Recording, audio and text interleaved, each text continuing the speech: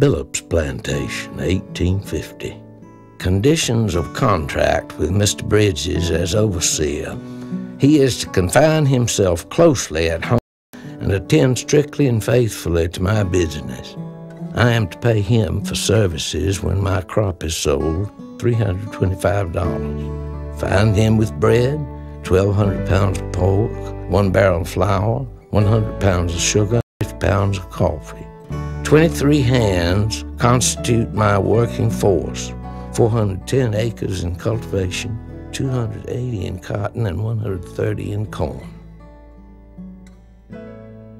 The words of Thomas Carlton Billups transport us to a defining time in Mississippi history, a time when a way of life shaped our economic development, as well as our social, cultural, and physical environment. 1855. Scarcely in the memory of the oldest citizen of the county has there occurred such a spring. No river for steamboats during winter or spring. The first steamboat of the season arrived at Columbus the 10th day of April, at which time I happened to be in Columbus and saw it. This has not been the case since 1809. At least so say many of the oldest citizens of the county. Great difficulty in getting cotton shipped until sometime in April, then by flatboats almost entirely. Exploring the past through documents like the Billups Journal helps us understand and appreciate the rural agricultural roots of Mississippi and the role they played in defining our state and its people. Access to this information is crucial to meaningful exploration of our history. Mississippi State University has ensured access to these important documents by establishing the Consortium for the History of Agricultural and Rural Mississippi, or CHARM.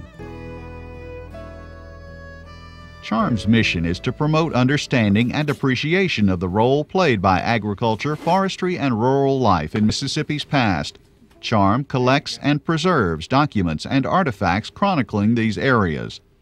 Initial partners in the CHARM project include the Mississippi Agricultural and Forestry Experiment Station, the MSU College of Agriculture and Life Sciences, the College of Veterinary Medicine, the MSU Extension Service, and the MSU Libraries. The project establishes a single location to preserve the materials. It makes them accessible in a setting where large collections of other, more general information about Mississippi and its past are already available for reference. In addition, CHARM will expand accessibility by making many materials available on the World Wide Web. CHARM was formed in 2002 with a core collection of important documents and artifacts. One interesting collection contains materials from a TV show. Well, it's time once again for our salute to the RFD Televisit Farm Family of the Week. A salute to a family doing an outstanding job of farming in their community. From 1954 to 1961, Jackson's WLBT-TV produced the television show Farm Family of the Week. CHARM's collection includes more than 300 original scripts and nearly 17,000 photographic negatives from this program. Another major collection contains photographs, reports, and other records from the MSU Extension Service. Other collections include diaries of farmers and plantation owners, as well as business ledgers, correspondence, and other records of timber and agricultural firms. A major component of the CHARM project is the recording of oral histories from individuals who played key roles or can recall significant aspects of Mississippi's agricultural and rural past. In 1962, the Congress of the United States passed the McIntyre-Stennis Forestry Research Act, which resulted in money being transferred to the states in 1964 that was earmarked and required to be spent on forest resources research.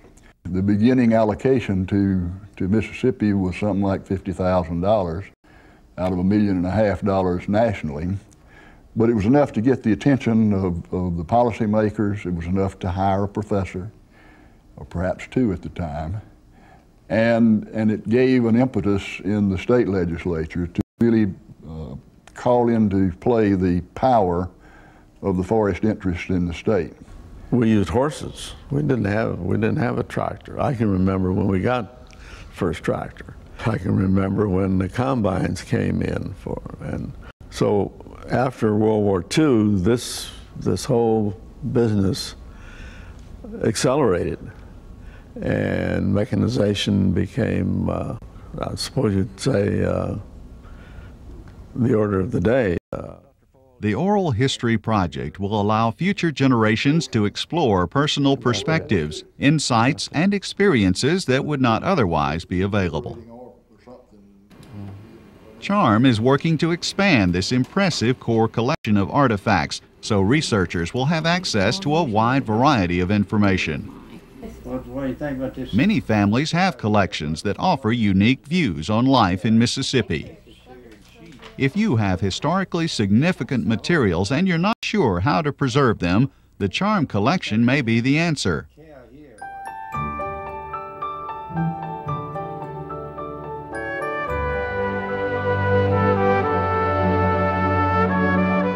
Exploration of our past provides opportunities to understand who we are today. By collecting and preserving historical documents and artifacts, we enhance exploration opportunities. The Consortium for the History of Agricultural and Rural Mississippi at Mississippi State University will ensure that future generations have access to information that promotes understanding and appreciation of our rural agricultural roots.